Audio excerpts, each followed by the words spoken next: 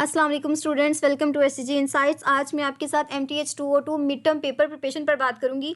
Student, आप ये जो इंटरफेस देख रहे हैं ये बहुत इंटरेक्टिव स्टाइल है। मैंने अपने CS के स्टूडेंट्स के लिए ये इंटरेक्टिव स्टाइल इंट्रोड्यूस करवाया है फन लर्निंग के नाम से। तो स्टूडेंट, आज मैं आपके साथ MTH 202 की बहुत अच्छी पेपर प्रिपरेशन शेयर करूंगी। स्टूडेंट, मैं आपके तमाम कॉन्सेप्ट्स को भी क्लियर करवाऊंगी। तो सबसे पहले स्टूडेंट हम देखते हैं पेपर पैटर्न। तो आपका पेपर पैटर्न क्या है स्टूडेंट? आपको 50 मिनट दिए जाएंगे आपके पेपर के लिए। स्टूडेंट, 30 मार्क्स का पेपर है आपका।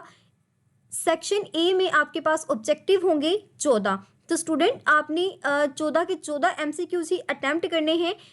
आपके जो MCQs हैं वो लेक्चर 1 से लेक्चर 19 तक के सिलेबस के अंदर से आएंगे। तो स्टूडेंट, सेक्शन बी में आपका सब्जेक्टिव है जो 16 नंबरों का है, जिसके अंदर 2 क्वेश्चन होंगे आपके 3 मार्क्स के और 2 क्वेश्चन आपके होंगे 5 मार्क्स के। और स्टूडेंट, इसमें चॉइस नहीं है। स्टूडेंट, ये जो आप इंटरेक्टिव इंटरफेस देख रहे हैं ये आपके पेपर पैटर्न और आपके 100% हैंडआउट से तैयार किया गया है। तो स्टूडेंट, आपने बहुत फोकस के साथ देखना है ताकि आप कोई भी पॉइंट मिस ना करें। सबसे पहले स्टूडेंट हम देखते हैं अपना कॉन्सेप्ट। तो स्टूडेंट, आपका जो लेक्चर नंबर 1 है स्टूडेंट, मैं आपको ये बात श्योर करती हूँ कि अगर जस्ट आप ये वीडियो देखकर जाते हैं और ये जो इंटरफेस आप देख रहे हैं आपको टोटली फ्री प्रोवाइड किया गया है, आप डिस्क्रिप्शन में दिए गए लिंक पर जाकर हासिल कर सकते हैं। तो इंशाल्लाह स्टूडेंट, आप अपना मिड टर्म पास करके आएंगे इंशाल्लाह। और स्टूडेंट, इस बात को श्योर करें कि आप फुल अटेंटिवली सुने और इसके बाद फुल अटेंटिवली खुद से एक बार ज़रूर रीड करें। तो सबसे पहले हमारे पास लॉजिक। तो स्टूडेंट, इसकी डेफिनेशन क्या है? स्टूडेंट, प्रेपोजिशन क्या होती है? सबसे पहला MCQ ये भी आपसे पूछा जा सकता है कि अदर नेम ऑफ प्रोपोजिशन। तो स्टूडेंट, जो प्रेपोजिशन हमारे पास होती है उसका जो दूसरा नाम है वो हमारे पास क्या होता है? स्टेटमेंट। बेसिकली स्टूडेंट, ये एक डिक्लेरेटिव सेंटेंस होता है जो या तो ट्रू हो सकता है या फिर फॉल्स हो सकता है। और एक ये बात हमेशा याद रखी कि कोई भी जो स्टेटमेंट है वो एक ही वक्त में ट्रू और फॉल्स दोनों नहीं हो सकती। जैसे कि स्टूडेंट, आप ये एग्जाम्पल देख रहे हैं 2 + 2 = 4। तो स्टूडेंट, ये ट्रू है हमारे पास। अगर स्टूडेंट ये हमारे पास 2 + 2 जैसे कि स्टूडेंट यहाँ पर दिया हुआ है, मैं आपको नीचे पढ़ाती हूँ। Known a preposition. तो स्टूडेंट, क्वेश्चन, कमांड और वेरिएबल एक्सप्रेशन विदाउट कॉन्टेक्स्ट। तो स्टूडेंट, ऐसी चीज जिसका कोई मीनिंग ना हो या जिसका कोई कॉन्टेक्स्ट ना बन रहा हो वो हमारे पास नॉन प्रेपोजिशन होती है। जैसे 2 = 5, it is not a statement unless x is defined. जब तक कि हम x की कोई वैल्यू नहीं दे देते तब तक ये हमारे पास डिफाइंड नहीं है। तो स्टूडेंट, नेक्स्ट आपके पास जो इम्पोर्टेंट आपके MCQs भी हैं और आपसे ये शॉर्ट क्वेश्चन में भी पूछे जा सकते हैं। आपसे ये कहा जा सकता है नेगेशन, कंजंक्शन और डिसजंक्शन के सैम्पल्स बताएं। आपको स्टूडेंट पता है कि VU में आपसे ऐसे ही स्ट्रेट फॉरवर्ड सवालात किए जाते हैं। इंशाल्लाह मैं आपके साथ ये तमाम चीज़ें भी क्लियर करूंगी। और यहाँ पर आप देख सकते हैं स्टूडेंट, मैंने सब्जेक्टिव के नाम से ये बार बनाया है। यहाँ पर आपको ये जो तमाम चीज़ें हैं ये तमाम चीज़ें मैं बहुत अच्छे तरीके से आपको क्लियर भी करवाऊंगी। तो पहले मैं आपके कॉन्सेप्ट्स क्लियर करवाती हूँ। स्टूडेंट, नेगेशन के लिए, नेगेशन का मतलब क्या होता है? नेगेशन का मतलब है नॉट। तो स्टूडेंट, इसके लिए हम ये वाला सैम्बल यूज़ करते हैं। तो आपने हमेशा याद रखना है ये टिल्ड का सैम्बल, जो हमने CS 304 में इसे डिस्ट्रक्टर के लिए पढ़ा था, टिल्ड का सैम्बल। तो हमेशा याद रखिए नेगेशन के लिए हम टिल्ड का सैम्बल यूज़ करते हैं। कंजंक्शन के लिए स्टूडेंट हम एंड का सैम्बल यूज़ करते हैं। तो स्टूडेंट, इसकी अगर आप ट्रिक याद रखना चाहें तो स्टूडेंट, एंड को अगर आप देखें ना तो एंड का सैम्बल एक ही तरह से ही बनता है। तो स्टूडेंट, आप इसे इसके साथ रिलेट कर सकते हैं कि एंड का जो सिंबल है वो एक ही शेप में होता है। और स्टूडेंट, एंड हमारे पास सिर्फ उसी वक्त ट्रू होती है जब हमारे पास दोनों ट्रू हों। तो स्टूडेंट, इंशाल्लाह ये नेक्स्ट मैं आपके साथ बहुत अच्छी तरीके से डिस्कस करूंगी। आपने यहाँ पर यही याद रखना है कि conjunction is true only when both is true. मिसाल के तौर पर स्टूडेंट, आपके पास 2 स्विचेस हैं या 2 लीड्स लगाई हैं जिससे करंट पास हो रहा है और आपकी लाइट चल रही है। तो स्टूडेंट, अगर आपने एक वायर या फिर एक बटन ऑन किया हुआ है और दूसरे को बंद किया है तो क्या स्टूडेंट आपका जो बल्ब है वो चलेगा या आपकी लाइट चलेगी? तो बिल्कुल नहीं स्टूडेंट। अगर हमने 2 कनेक्शन के जरिए एक बल्ब को कनेक्ट किया है तो एग्जैक्टली हमारे वो दोनों कनेक्शन ऑन होने चाहिए, यही हमारे पास कंजक्शन का कॉन्सेप्ट है। इसके बाद स्टूडेंट अगर हम देखें डिसजंक्शन, तो डिसजंक्शन हमारे पास है और, इसका मतलब होता है इंक्लूसिव। तो स्टूडेंट ये भी आपने हमेशा याद रखना है कि other name of disjunction is inclusive, true if at least one is true, यानी कि अगर एक हमारे पास ट्रू है तो ये हमारे पास ट्रू होती है। तो स्टूडेंट नेक्स्ट हम चलते हैं हमारे लेक्चर नंबर 2 के कॉन्सेप्ट्स पर। स्टूडेंट अगर आप यही कॉन्सेप्ट्स अच्छे तरीके से, सिर्फ पढ़ना नहीं है स्टूडेंट, इनको याद करना है, इसको मेमोराइज करना है, तो स्टूडेंट आप करते हैं तो इंशाल्लाह आपका बहुत अच्छा पेपर अटेम्प्ट हो जाएगा और आपकी अच्छी खासी पासिंग मार्क्स आ जाएंगे। टेटोलॉजी, तो स्टूडेंट हमारा जो लेक्चर 2 है उसका फर्स्ट कॉन्सेप्ट है टेटोलॉजी, a statement form that is always true regardless of the truth values of the variables। तो स्टूडेंट ऐसी स्टेटमेंट जो हमेशा ट्रू होती है, रिगार्डलेस यानी कि इसकी परवाह किए बगैर जो वैल्यूज होती हैं ट्रूथ टेबल के वेरिएबल्स की। तो स्टूडेंट आपने हमेशा याद रखना है टेटोलॉजी means always true, all statements, all preposition must be true. तो स्टूडेंट इसका जो हमारे पास ये हमारे पास जो इसका सैम्बल है, इन अदर वर्ड जो हमारे पास इसकी इक्वेशन होती है वो हमारे पास P और नेगेशन P। तो स्टूडेंट आपने ये हमेशा याद रखना है P और negation P is always equals to T। तो स्टूडेंट इसे हम T के साथ शो करते हैं। यहाँ पर स्टूडेंट आप देख रहे हैं यही छोटी छोटी चीज़ें स्टूडेंट जो आपके MCQs में आती हैं, इसी वजह से मैं बहुत शॉर्ट सा आपके लिए लेकर आई हूँ ताकि आप बड़े बड़े हैंड आउट के अंदर जो स्टेटमेंट्स होती हैं उनको पढ़कर कंफ्यूज ना हो। अगर आपसे पूछा जाता है कि टेटोलॉजी को हम किस सैम्बल से शो करते हैं, तो स्टूडेंट आपको याद होना चाहिए कि मैंने आपको पढ़ाया है कि T के साथ हम शो करते हैं। इसके बाद है हमारे पास कॉन्ट्राडिक्शन। तो स्टूडेंट कॉन्ट्राडिक्शन क्या होती है? सबसे पहली बात, इसे हम C के साथ रिप्रेजेंट करते हैं, a statement form that always false. तो स्टूडेंट ये हमारे पास उसके ऑपोजिट है। स्टूडेंट इन दोनों की अगर आप एग्जाम्पल से याद करें तो यहाँ पर और आ रहा है P और Q के दरमियान, यहाँ पर फर्क क्या आया, यहाँ पर एंड आ गया। तो स्टूडेंट ये हमेशा फॉल्स होती है, ये हमेशा ट्रू होती है। Logical equivalence, two expression are equivalent if they have the same truth values in outcome. तो स्टूडेंट ऐसी एक्सप्रेशन जिनका आंसर सेम आए, एक्सप्रेशन 1 वो भी हमारे पास फॉर एग्जांपल 1 हो और एक्सप्रेशन 2 है वो भी 1 के बराबर हो, जब left hand side right hand side के बराबर हो तो हम उसे क्या कहते हैं, लॉजिकल इक्विवेलेंस। तो स्टूडेंट यहाँ पर ये डिमॉर्गन्स लॉ आपका बहुत बहुत इंपॉर्टेंट है स्टूडेंट। इसी तरह आपसे कहा जाता है ये वाला आपको फॉर एग्जांपल एक स्टेटमेंट दे दी जाती है और आपसे कहा जाता है कि इसका ट्रूथ टेबल बनाए। इंशाल्लाह हम नेक्स्ट में यही ट्रूथ टेबल डिस्कस करेंगे स्टूडेंट। तो इसके बाद स्टूडेंट आपसे ये भी पूछा जाता है कि डी मॉर्गन्स लॉ लिखें। तो स्टूडेंट आपने इसे बिल्कुल इन अदर वर्ड्स आपने इसे रट्टा मार लेना है क्योंकि ये आपका बहुत इंपॉर्टेंट है और आपका MCQs भी इस तरह आता है, आपको लेफ्ट हैंड साइड दे दी जाती है और कहा जाता है कि which is correct right hand side. Student आपने अगर आपने ये स्टेटमेंट्स याद की हैं तो इंशाल्लाह आप बहुत अच्छे तरीके से इसे अटैम्प्ट कर सकते हैं। स्टूडेंट ये जो तमाम कॉन्सेप्ट्स हैं ये आपके बहुत इंपॉर्टेंट है, यहाँ पर आप एक वर्ड भी स्किप नहीं कर सकते। स्टूडेंट मैं कोशिश करूँगी कि आपको मैक्सिमम डेटा कवर करवाऊँ, लेकिन वीडियो की लेंथ बहुत हो जाती है तो मैं कोशिश करूँगी फिर भी ज़्यादा डेटा कवर हो कम वक्त में। स्टूडेंट आपको यही सजेस्ट करूँगी कि जैसे ही आप वीडियो देखते हैं उसके फ़ौरन बाद आपने डिस्क्रिप्शन पे दिए गए लिंक पर आकर आपने ये हैंड आउट या इन अदर वर्ड्स ये वेबसाइट एक्सेस करके आपने अपनी तैयारी स्टार्ट कर देनी है। तो स्टूडेंट हमारे लेक्चर नंबर 3 का जो टॉपिक है वो लॉ ऑफ लॉजिक है। सबसे पहला जो हमारे पास लॉ है वो है कम्यूटेटिव। तो स्टूडेंट कम्यूटेटिव का मतलब क्या होता है कि अगर हम एलिमेंट्स की या फिर हम स्टेटमेंट्स की जगह चेंज करते हैं तो उनके रिजल्ट पर कोई फर्क नहीं पड़ना चाहिए।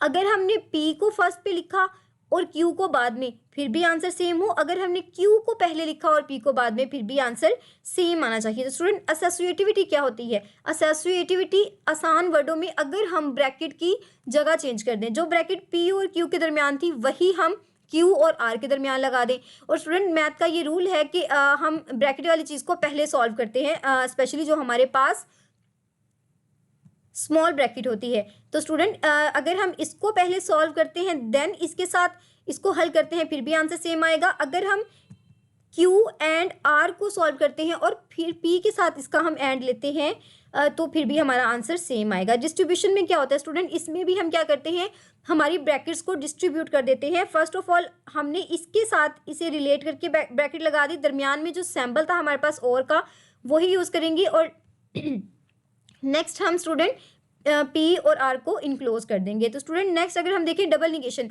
तो स्टूडेंट ये आपका रिजल्ट बहुत बहुत इंपॉर्टेंट है। आपको इसी तरह दे दिया जाता है, सिर्फ इतनी सी स्टेटमेंट दे दी जाएगी एमसीक्यूज में और इज इक्वल का निशान लगाकर पी क्यू आर एस दे दिया जाएगा। तो स्टूडेंट हमेशा याद रखें, double negation always return to the P. तो स्टूडेंट कैसे, फॉर एग्जाम्पल हमने ट्रू का हमने निगेशन लिया है, तो ट्रू का जो ऑपोजिट है वो क्या होता है, फॉल्स। तो स्टूडेंट जैसे ही फॉल्स आया हमने फॉल्स का अगेन से निगेशन लेना है, तो जैसे स्टूडेंट हम फिर से फॉल्स को इन्वर्ट करेंगे तो वो हमारे पास क्या आ जाता है, ट्रू। तो स्टूडेंट यही आपने याद रखना है। इसके बाद है अडम्पोनेंट ला। तो स्टूडेंट ये हमारे पास क्या होता है कि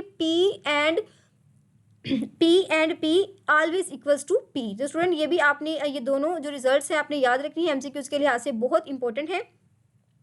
इसके बाद हमारे पास एब्जॉर्प्शन लॉ। तो स्टूडेंट एब्जॉर्प्शन लॉ की हमारे पास स्टेटमेंट क्या है, P और bracket start P and Q bracket close is always equals to P। तो स्टूडेंट ये तीनों चीज़ें आपने बहुत अच्छे तरीके से कवर कर लेनी है क्योंकि ये आपकी बहुत ज़्यादा इंपॉर्टेंट है। इवन ये तमाम लॉज आपके बहुत इंपॉर्टेंट है एमसीक्यूज के हवाले से। और आपसे ये भी कह दिया जाता है कि अडम्पोनेंट लॉ, डबल निगेशन लॉ और एब्जॉर्प्शन लॉ की इक्वेशन लिखे। तो स्टूडेंट अगर आपको ये याद होगा तो आप बहुत अच्छे तरीके से कर सकते हैं। इस तरह भी क्वेश्चन आ सकता है कि आप एब्जॉर्प्शन लॉ का ट्रूथ टेबल बनाएं। तो स्टूडेंट अगर आपको लॉ आता होगा तो ट्रूथ टेबल बनाना तो बाएं हाथ का काम है। अब देखिए स्टूडेंट, इसके बाद हमारे पास एक कंडीशनल स्टेटमेंट।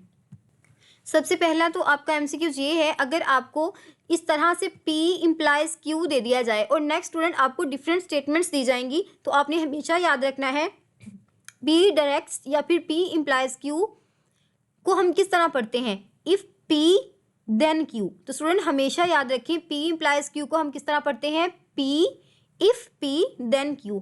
तो स्टूडेंट इसका हमारे पास लॉजिक क्या है, false only when P is true and Q is false. तो स्टूडेंट ये बात हमेशा याद रखें कि हमारे पास कंडीशनल स्टेटमेंट जो होती है वो सिर्फ और सिर्फ तब फॉल्स होगी जब P ट्रू होगा और इसके साथ साथ Q हमारे पास फॉल्स होगा। तो स्टूडेंट ये आपका बहुत इंपॉर्टेंट है और आपके पेपर में 5 नंबर का लॉन्ग क्वेश्चन आता है जिसके अंदर आपने इसका टेबल बनाना होता है और ये बहुत फेमस है आपके एग्जाम पॉइंट ऑफ व्यू से। इसके बाद स्टूडेंट हमारे पास इम्प्लीकेशन लॉ क्या कहता है, P implies Q is equal to. तो स्टूडेंट अगर आपके पास इस तरह से आता है कि इसकी प्रोनाउंसिएशन करनी है या फिर स्टैंड फॉर, तो आपने इसका करेक्ट आंसर ये चूज करना है। अगर स्टूडेंट आपके पास इम्प्लीकेशन लॉ के अकॉर्डिंगली आता है तो आपने हमेशा याद रखना है कि P implies Q always equals to negation P and और Q।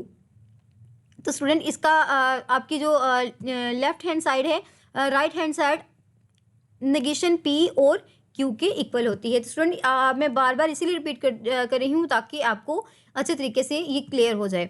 अब हम चलते हैं नेक्स्ट कंसेप्ट पर। तो स्टूडेंट आपका जो लेक्चर नंबर आई थिंक सो मैंने मिस करवा दिया है आपको, नो स्टूडेंट हम लेक्चर नंबर 3 कर चुके हैं।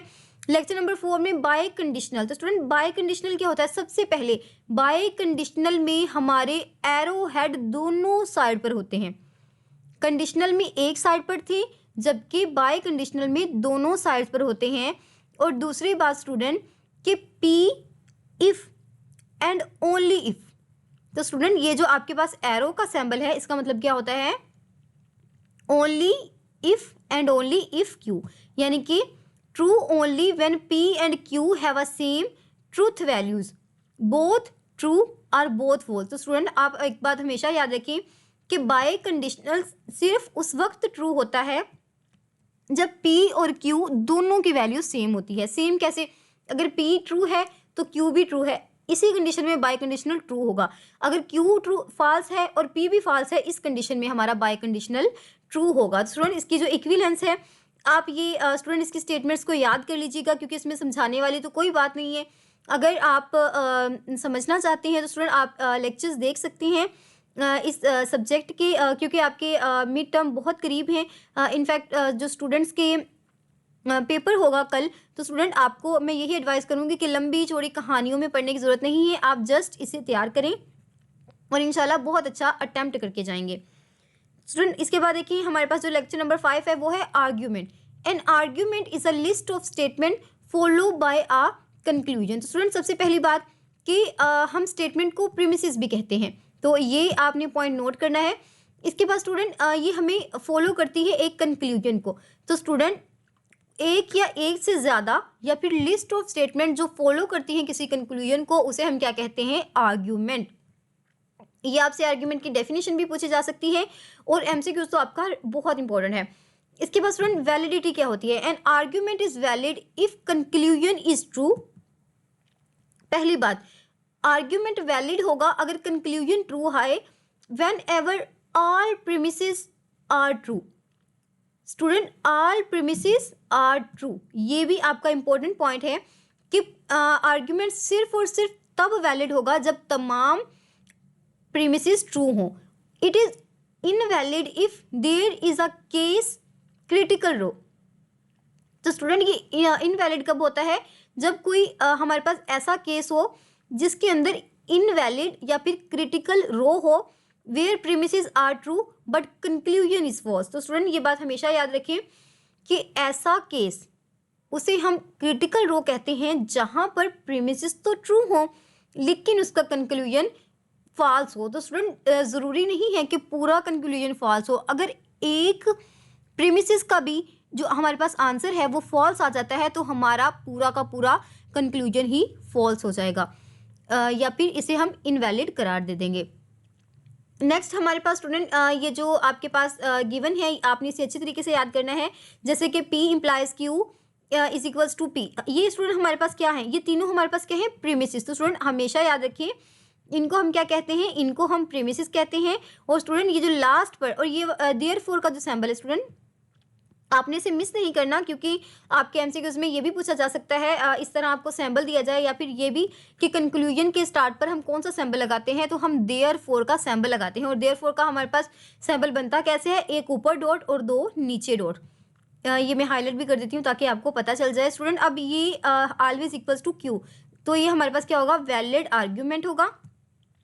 अगर स्टूडेंट P इम्प्लाइज Q और नेगेशन Q के इक्वल आए और जो हमारा जो हमारे पास नेगेशन P है वो हमारे पास वैलिड कब होगा? जब स्टूडेंट हमारे तमाम प्रीमिसेस का आंसर ट्रू आए, तभी हमारा जो कंक्लूजन है वो क्या होता है? वैलिड होता है। नेक्स्ट हम लेक्चर पर चलते हैं। स्टूडेंट ये बहुत आसान है। यहाँ पर नोट गेट, नोट का मतलब क्या है? इन्वर्ट कर देना। और नोट गेट को हम क्या कहते हैं? इन्वर्टर भी कहते हैं। आपके दो एमसीक्यूज हो गए। Output is opposite of the internet. तो स्टूडेंट सॉरी इंटरनेट नहीं स्टूडेंट, इनपुट। आउटपुट हमेशा इनपुट के इनवर्स आएगी। अगर ट्रू है तो फॉल्स आएगी, फॉल्स है तो ट्रू आएगी। एंड क्या होता है? Output is one only. Student बस यहाँ पर चेंज क्या है स्टूडेंट? सिर्फ एक चेंज है, जहाँ पर ट्रू था वहाँ पर 1 आ गया है, जहाँ पर फॉल्स था वहाँ पर क्या आ गया है? वहाँ पर 0 आ गया है। तो student output is one only when both inputs are 1। यानी कि जिस तरह हमने पढ़ा था कि अगर दोनों ट्रू होंगी फिर ही हमारी आउटपुट ट्रू होगी। यहाँ पर अगर दोनों 1 होंगे तो हमारा जो आउटपुट है वो 1 होगा। और स्टूडेंट इसे हम पढ़ते हैं किसमें है? सीरीज सर्किट में। स्टूडेंट ये बात आपकी दी मोस्ट इंपॉर्टेंट है। आपसे ये पूछा जा सकता है कि सीरीज सर्किट में हम कौन सा गेट यूज करते हैं, तो हम एंड गेट यूज करते हैं। और गेट में क्या होता है? अगर एक भी 1 आ जाएगी तो हमारे पास आउटपुट 1 आएगी। यानी कि अगर एक इनपुट 1 है तो हमारी जो आउटपुट है वो 1 आ जाएगी। और इसे हम पढ़ते किसमें है? इसे हम पैरेलल सर्किट में डिस्कस करते हैं। तो ये बहुत बहुत इंपॉर्टेंट है स्टूडेंट। नेक्स्ट हम चलते हैं सेट थ्योरी पर। तो स्टूडेंट सेट क्या होता है? Well defined collection of distinct object. एक वेल डिफाइंड जो कलेक्शन होती है डिस्टिंक्ट यानी कि यूनिक ऑब्जेक्ट्स की, उसे हम सेट कहते हैं। मिसाल के तौर पर स्टूडेंट आपके किचन में यूज होता है टी सेट। तो स्टूडेंट टी सेट में क्या तमाम चीज़ें एक जैसी होती हैं? नो, उसमें आपके कप होते हैं, आपकी टी पॉट होती है, लेकिन वो तमाम डिस्टिंक्ट चीज़ें बनकर एक हमारे पास सेट बना देती हैं। तो I hope so real life के एग्जांपल से आप समझ गए होंगे। स्टूडेंट अब हम इसे रिप्रेजेंट कैसे करते हैं? टेबलर फॉर्म का मतलब क्या होता है स्टूडेंट? टेबलर फॉर्म टेबल्स की फॉर्म। और स्टूडेंट ये बात हमेशा याद रखिए कि टेबल्स में हमेशा हम 1 और 2 लिखते हैं। यानी कि 1 2 की जो फॉर्म होती है उसे हम क्या कहते हैं? Tabular form. डिस्क्रिप्टिव फॉर्म क्या होती है स्टूडेंट? किसी भी चीज़ को लफ्ज़ों में लिखना। मिसाल के तौर पर आपके पास अगर ये सेट है 1 2 अप टू सो ऑन होता तो हम इसकी डिस्क्रिप्टिव फॉर्म क्या लिखते हैं, a set of natural numbers. तो स्टूडेंट सेट बिल्डर फॉर्म क्या होती है, सैम्बल्स के थ्रू हम चीज़ों को जब प्रेजेंट करते हैं तो ये हमारे पास सेट बिल्डर फॉर्म होती है। मैं सजेस्ट करूंगी स्टूडेंट आप सेट बिल्डर फॉर्म को एक बार अपने हैंड आउट से ज़रूर देख कर आएँ ताकि ये आपका कॉन्सेप्ट क्लियर हो सके। बाकी ये जो दो मैंने आपको क्लियर करवाई हैं इनके लिए तो इतना ही इनफ है। अब देखिए स्टूडेंट ये मैं आपको इसलिए कह रही हूँ क्योंकि इसके कुछ सैम्बल्स हैं जो आपके बहुत इंपॉर्टेंट, जैसे कि स्टूडेंट अब आपका ये जो लाइन सैम्बल है इसे हम सच डैट कहते हैं और इसे हम पढ़ते कैसे हैं, x such that x is a integer. अब स्टूडेंट सबसेट क्या होता है, ए सबसेट। स्टूडेंट सबसे पहली बात कि सबसेट का सैम्बल क्या होता है, ये आपका एमसीक्यू बहुत इंपॉर्टेंट है, बहुत ज़्यादा। तो स्टूडेंट आपने इसे अच्छे तरीके से देखना है कि सबसेट का सैम्बल हमारे पास ये है और if every element of A is in B, अगर ए का हर एलिमेंट बी के अंदर मौजूद हो तो हम कहेंगे बी ए का सबसेट है। तो स्टूडेंट ये आपका बहुत इंपॉर्टेंट है, एमसीक्यूज के लिहाज से भी आपको ये दे दिया जाता है ए सबसेट बी, ए सबसेट है बी का अगर ए के तमाम एलिमेंट्स बी के अंदर मौजूद हों। प्रॉपर सबसेट क्या होता है student, A subset B if student यहाँ पर ये जो आपके पास सैम्बल है ये याद रखें कि जिसके नीचे लाइन नहीं लगी उसे हम प्रॉपर सेट कहते हैं। तो हम इसे पढ़ेंगे कैसे, ए प्रॉपर सेट है बी का अगर ए सबसेट हो बी का लेकिन ए बराबर ना हो बी के। तो इसका मतलब क्या है, ए के तमाम एलिमेंट्स बी के अंदर होने चाहिए लेकिन इसके साथ साथ बी के कुछ अपने भी होने चाहिए।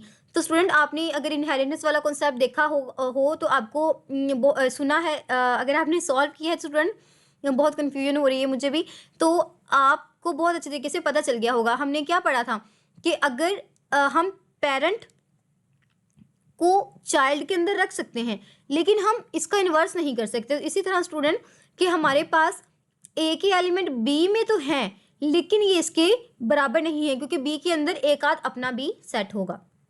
ये भी आपका बहुत इंपॉर्टेंट स्टूडेंट, पावर सेट, ये आपके शॉर्ट क्वेश्चन में आता है। सेट ऑफ ऑल सबसेट, जो तमाम सबसेट का सेट होता है उसे हम क्या कहते हैं, पावर सेट कहते हैं। और इसकी हम डिनोशन कैसे करते हैं, पी और ब्रैकेट लगाते हैं और अंदर हम ए लिख देते हैं। स्टूडेंट इसका जो फार्मूला है आपने हमेशा याद रखना है, if mod A is equals to n then power set of A is equals to 2 raise to power n. Student आपके पास जितने भी नंबर होंगे, आपने आपके सेट के अंदर जितने भी एलिमेंट्स हैं आपने उनको गिन के 2 की पावर में लगा देना। जैसे स्टूडेंट अगर आप ये देखें इस सेट में 2 एलिमेंट्स हैं, इनको हम गिनेंगे 1 2, तो हम क्या करेंगे 2 की पावर 2 लगाएंगे इज इक्वल्स टू 4, तो हमें पता चल गया इसके 4 सेट्स बनेंगे। Venn diagram, student Venn diagram हमारे पास क्या होती है, graphical representation of a set union. तो स्टूडेंट यूनियन क्या होता है, इत्तेफाक में बरकत है, यूनियन इज स्ट्रेंथ, यानी कि मिलजुल कर रहना। तो जो भी हमारे पास 2 सेट्स होते हैं उनको हम मिलाकर लिख देते हैं, जो चीज़ डबल बार आ रही होती है उसको हम एक बार लिख देते हैं। इंटरसेक्शन क्या है स्टूडेंट, जो चीज़ दोनों में आ रही है तो उसे हम इंटरसेक्शन में लिख देते हैं। और डिफरेंस क्या है कि ए के ऐसे एलिमेंट्स जो बी के अंदर ना हो, किस तरह स्टूडेंट, ऐसे एलिमेंट्स जो बी के अंदर ना हो उनको हम कहते हैं डिफरेंस। और कॉम्प्लीमेंट क्या है, element in universal set U but not in A, ऐसे एलिमेंट्स जो ए में नहीं हैं बल्कि हमारे हमारे यू में हैं तो उन्हें हम क्या कहते हैं, कॉम्प्लीमेंट। नेक्स्ट चलते हैं सेट आइडेंटिटीज पर। स्टूडेंट मैं आपको ये वाला कॉन्सेप्ट क्लियर करवाने के बाद एमसीक्यूज और सब्जेक्टिव क्लियर करवाती हूँ क्योंकि वीडियो की लेंथ ज़्यादा होती जा रही है। Set operation follow law similar to the logic. Student जो सेट ऑपरेशंस होते हैं वो हमारे लॉजिक की तरह ही लाज को फॉलो करते हैं। जैसे स्टूडेंट अगर हम ए यूनियन फाई लें तो हमेशा क्या आता है, फाई, यानी कि आइडेंटिटी। तो स्टूडेंट आपको पता है ना आइडेंटिटी ये होती है कि उसके साथ हम कुछ भी करें वो हमारे पास एज इट इज़ वापस आ जाए। अगर हम यूनिवर्सल सेट का इंटरसेक्शन लेते हैं ए के साथ तो हमारे पास क्या आता है, आइडेंटिटी आती है, यानी कि ए ही हमारे पास वापस आ जाता है। क्यों स्टूडेंट, क्योंकि यूनिवर्सल सेट में तो बहुत सारे नंबर होंगे, ए के अंदर स्पेसिफिक नंबर होंगे। तो स्टूडेंट ए के जो सारे नंबर हैं वो यू के अंदर मौजूद होते हैं और इंटरसेक्शन में तो हमने लेना ही कॉमन होता है, यानी कि जो ए में भी हो और यू में भी हो। तो एक बात याद रखिए, यू के अंदर तमाम एलिमेंट्स होते हैं ए के, तो हमारा जो सेट आएगा वो आइडेंटिटी ही रिटर्न करेगा। ये आपके एमसीक्यूज है स्टूडेंट, बहुत इंपॉर्टेंट है ये। नेक्स्ट अगर हम देखें A union B A complement always equals to universal set, A intersection A complement is equals to 5। तो स्टूडेंट इसका जो डी मॉर्गन्स लॉ है आपने इसको भी देख लेना है स्टूडेंट। अब मैं चलती हूँ आपकी नेक्स्ट टॉपिक पर जो कि हमारे पास सब्जेक्टिव है स्टूडेंट। यहाँ पर देखें स्टूडेंट, ये आपको इस तरह से सब्जेक्टिव बनाकर दिया गया है कि आप अपनी बहुत अच्छे तरीके से तैयारी भी कर सकते हैं और इसके साथ साथ स्टूडेंट आप अटेम्प्ट कर सकते हैं अपनी ये जो आपके पास क्वेश्चंस हैं। जैसे कि स्टूडेंट अगर आपने अपने बहुत अच्छे तरीके से याद किया हुआ है तो आप यहाँ पर आकर खुद से ये क्वेश्चन पढ़ेंगे और अपनी कॉपी पर लिखना स्टार्ट कर देंगे। स्टूडेंट अगर नहीं पढ़ा तो इंशाल्लाह मैं आपको ये अभी कवर करवा देती हूँ। Define a proposition and give 2 examples of sentence that are not preposition. तो स्टूडेंट ये देखें, ये मैं आपको ऊपर कवर करवा के आ चुकी हूँ, तो स्टूडेंट ये आपको फिर से कवर करवाने की ज़रूरत नहीं है। अब इसके एग्जांपल देख लेते हैं। डोर इज़ क्लोज, हमारे पास ये कमांड है। व्हाट टाइम इज़, तो स्टूडेंट ये भी हमारे पास क्वेश्चन है क्योंकि इनकी हमें समझ नहीं आ रही और इनकी कोई प्रीमिस इसका जो कोई लॉजिक नहीं बन रही। और स्टूडेंट दूसरी बात कि हमारा आंसर हमेशा ट्रू या फॉल्स में होना चाहिए। तो स्टूडेंट क्लोज द डोर, ये ट्रू और फॉल्स है? नो स्टूडेंट, ये ट्रू और फॉल्स नहीं है हमारे पास।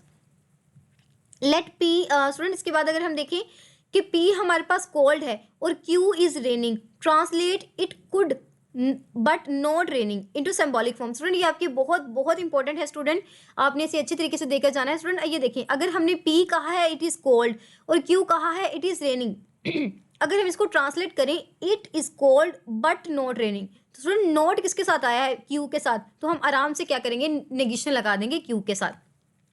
3 नंबर का शॉर्ट क्वेश्चन है ये। Next, list the logical connection between symbols and names. ये देखें स्टूडेंट कितना इंपॉर्टेंट है ये आपका, ये मैं आपको ऊपर कवर करवा के आ चुकी हूँ। अगेन मैं नहीं करूँगी क्योंकि आपकी वीडियो की लेंथ ज़्यादा होती जा रही है। ये देखिए स्टूडेंट, अब हम टेबल पर बात करते हैं। मैंने आपको पीछे कवर नहीं करवाया था तो यहाँ पर मैं आपको कंस्ट्रक्ट करना सिखाती हूँ। स्टूडेंट आपके पास जब भी टेबल आता है तो आपने ये ट्रिक ज़रूर यूज़ करनी है। आपने एलिमेंट्स देखने हैं, जैसे इसके अंदर 2 एलिमेंट्स यूज़ हो रहे हैं, अगर 3 हो रही होती तो स्टूडेंट आपने क्या करना था? 2 की पावर अगर हम 3 लें तो क्या बनता है? 8। तो स्टूडेंट उसके अंदर 8 वैल्यूज आएंगी। तो अगर स्टूडेंट यहाँ पर 2 है तो 2 की पावर अगर हम 2 लेते हैं तो 4, मतलब 4 वैल्यूज आएंगी। आपने करना क्या है? पी लिखा और क्यू लिखा, आपने क्यू से लिखना स्टार्ट करना है। क्या स्टार्ट करना है? True false true false. Next पर जाएंगे, हमारे पास पी है तो स्टूडेंट ये क्या आएगा? Double true double false. Student अगर यहाँ पर इसके अलावा आर भी होता तो हम क्या करते? 4 time true and 4 time false. तो स्टूडेंट ये आपने ट्रिक यूज करनी है। अगर आपके पास 4 भी आ जाते हैं तो नेक्स्ट हम क्या करेंगे? 8 time true 8 time false up to so on. इसके बाद स्टूडेंट अगर हम इसका एंड ली और, तो और में क्या होता है? एक भी ट्रू हो तो ट्रू आता है, true true true, true false true, false true true और फॉल्स फॉल्स फॉल्स। तो स्टूडेंट ये आपने पीछे कॉन्सेप्ट क्लियर किया हुआ है। अगर हम पी की निगेशन कर लें यानी कि इस पूरे को उलट देना है तो उल्टेंगे तो क्या बनेगा? F false false true true. ये देखें स्टूडेंट, अब हमने करना क्या है? यहाँ तक स्टूडेंट हमारा हो गया। अब इन दोनों के दरमियान हमने क्या लेना है? एंड लेना है। तो आपको पता है एंड कब हमारे पास ट्रू आता है? जब दोनों ट्रू हो। तो हमारा जब आंसर है सिर्फ इसकी अकॉर्डिंगली ट्रू आएगा। नेक्स्ट चलते हैं हम। नेक्स्ट हमारा जो क्वेश्चन है, show the P and Q implies P is tautology. तो स्टूडेंट टोटोलॉजी क्या होता है? हमारे जो तमाम आंसर हैं वो ट्रू होने चाहिए। तो स्टूडेंट आप इस टेबल को खुद देख लीजिएगा, ये मैं आपको कवर नहीं करवाती। और कॉन्ट्राडिक्शन मतलब कि हमारे पास डिफाइन द कॉन्ट्राडिक्शन कि हमारे पास तमाम वैल्यूज फॉल्स होनी चाहिए और ये मैं वहाँ पर आपको पीछे कवर करवा के आ चुकी हूँ। स्टूडेंट सिंप्लीफिकेशन क्या होती है? स्टूडेंट ये भी आपका बहुत इंपॉर्टेंट है। ये देखिए स्टूडेंट, हमने इम्प्लीफिकेशन लॉ भी पढ़ा है, हमने पीछे डबल निगेशन पढ़ा है, डिस्ट्रीब्यूटिव कम्यूटेटिव हमने डी मॉर्गन्स लॉ भी बहुत अच्छे तरीके से डिस्कस किया है। तो स्टूडेंट अगर हम देखें, स्टेटमेंट है हमारे पास negation P and Q, negation P and negation Q. तो स्टूडेंट सबसे पहले हम क्या करेंगे? नेगेशन को दोनों के साथ अलग अलग करके मल्टीप्लाई कर देंगे, जैसे हम मल्टीप्लिकेशन में करते हैं। सबसे पहले नेगेशन पी के साथ आ जाएगा दरमियान में, और क्या होता है स्टूडेंट हमारा नेगेशन का मतलब क्या? उलट देना। तो नेगेशन हमारे और को एंड में चेंज कर देगा। स्टूडेंट मैं डी मॉर्गन्स लॉ नहीं, मैं आपको ट्रिक बता रही हूँ कि नेगेशन ने उलट दिया, इसे एंड बना दिया और ये इसके साथ अगेन लग गया। हमने ये पढ़ा था ना कि कोई भी नेगेशन डबल्स टाइम आए तो हमारे पास वही सेम जो एलिमेंट होता है वही आ जाता है। तो यहाँ पर क्यू एज इट इज़ आ गया, हमारा एंड भी एज इट इज़ आ गया और हमारे पास नेगेशन पी भी एज इट इज़ आ गया। स्टूडेंट ये हमारे पास कम्यूटेटिव लॉ है, ये भी आप पढ़ के आ चुके हैं student.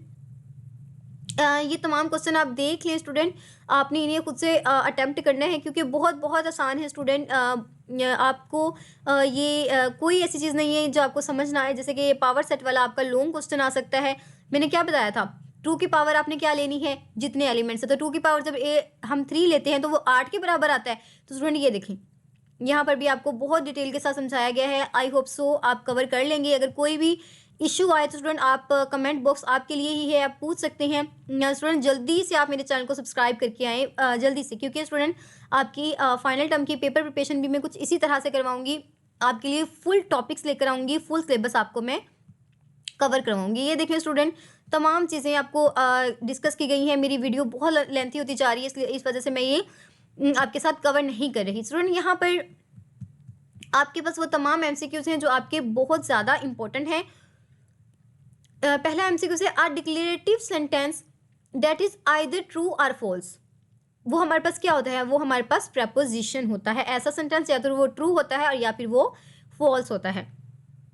Which of the following is not a preposition. तो स्टूडेंट प्रपोजिशन क्या, जो हमारे पास ट्रू और फॉल्स में हमारा आंसर ना आ सके। तो स्टूडेंट हमारे पास, मैंने आपको बताया था ना कि जब एक जो हमारे पास एलिमेंट है वो डिफाइंड ना हो, तो स्टूडेंट हमारे पास ये आंसर है, क्योंकि इसके अंदर एक्स हमारे पास डिफाइंड नहीं है। जो हमारा एक्स है वो वैल्यू 2 पर अगर एक्स हमारा डिपेंड करता है एक्स की वैल्यू पर, इस वजह से ये हमारे पास डिफाइंड नहीं है, क्योंकि हमारे पास जो एक्स है वो ऑलवेज अनडिफाइंड है। इसके बाद स्टूडेंट ये सैम्पल क्या रिप्रेजेंट करता है, ये हमारे पास एंड को रिप्रेजेंट करता है। जैसे मैंने बताया था कि ए की शेप में होगा, P and Q is true only when both of true, यानी कि पी भी ट्रू होना चाहिए और क्यू भी हमारे पास ट्रू होना चाहिए। इसका आंसर ये है हमारे पास। और P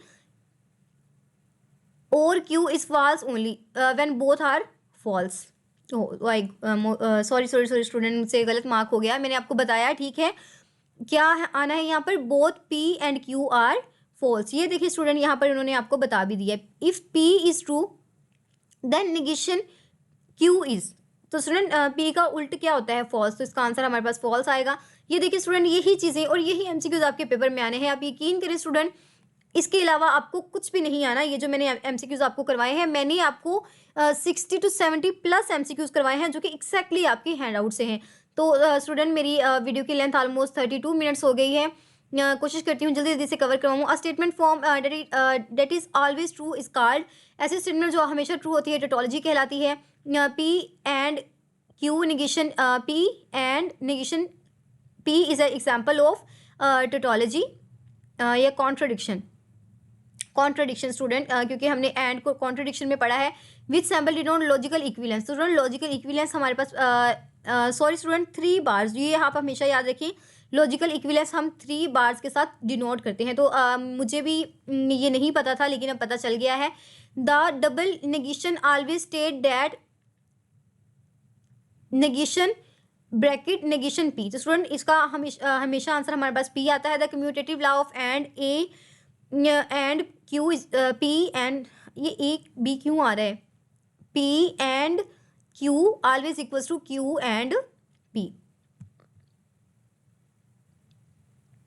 the condition P implies Q is false only when, जब हमारे पास पी ट्रू हो और क्यू फॉल्स हो। जब पी ट्रू हो और क्यू फॉल्स हो। द कॉन्ट्रा पॉजिटिव, तो student Contra positive of P implies Q is, O my God student, Contra positive मतलब क्या होता है कि इसको हमने उलट भी देना है और इसकी नेगेशन भी लगा देनी है। ये मुझसे मिस्टेक से हो गया। आपने हमेशा याद रखना है कि हमने इसको स्वैप भी करना होता है और दोनों साइडों पर नेगेशन भी अप्लाई करनी होती है, इसे हम कॉन्ट्रा पॉजिटिव कहते हैं। Student inverse of P implies Q is, अगर हम पी इम्प्लाइज क्यू का इन्वर्स लेते हैं तो हमारे पास Q implies, oh my God student, मुझसे बहुत मिस्टेक्स हो रही हैं। एग्जैक्टली स्टूडेंट, आपका जो आंसर है वो ठीक मार्क कर दिया गया है। मुझसे थोड़ी सी मिस्टेक्स हो रही हैं क्योंकि सारा दिन मैंने आपका ये हैंड आउट बनाया है, तमाम कॉन्सेप्ट्स किए हैं, तो थोड़ा सा कन्फ्यूजन हो जाती है। इसके साथ साथ स्टूडेंट मैं आपके बहुत सारे सब्जेक्ट्स को लीड कर रही हूँ, तो डेटा थोड़ा बहुत जो मेरी मेमोरी है उसमें मिस इंटरप्रिटेशन हो जाती हैं। P by conditional true is when P and Q both are same.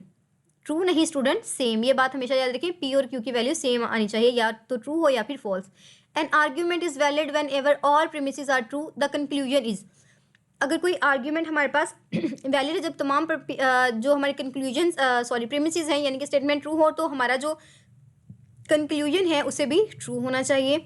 Next चलते हैं, which logical form of represent modus ponens. तो स्टूडेंट यहाँ पर आपने वैलिड आर्ग्यूमेंट कर लेना है। तो स्टूडेंट यहाँ पर जो इसका करेक्ट आंसर है आपके पास, आई थिंक इसका करेक्ट आंसर आपके पास ये है। जी हाँ स्टूडेंट, हमने ये वैलिड आर्ग्यूमेंट के लिए पढ़ा। स्टूडेंट यहाँ पर आपका वर्ड चेंज कर दिया गया है, आई थिंक सो आपका मे बी आपके हैंडआउट में भी यही यूज़ हुआ हो, लेकिन आपने याद क्या करना है यहाँ पर, इन वैलिड याद करना है। वैलिड हमेशा तब होता है जब P इम्प्लाइज Q और देयर फोर का जो हमारे पास सैम्बल है और Q के बराबर आए।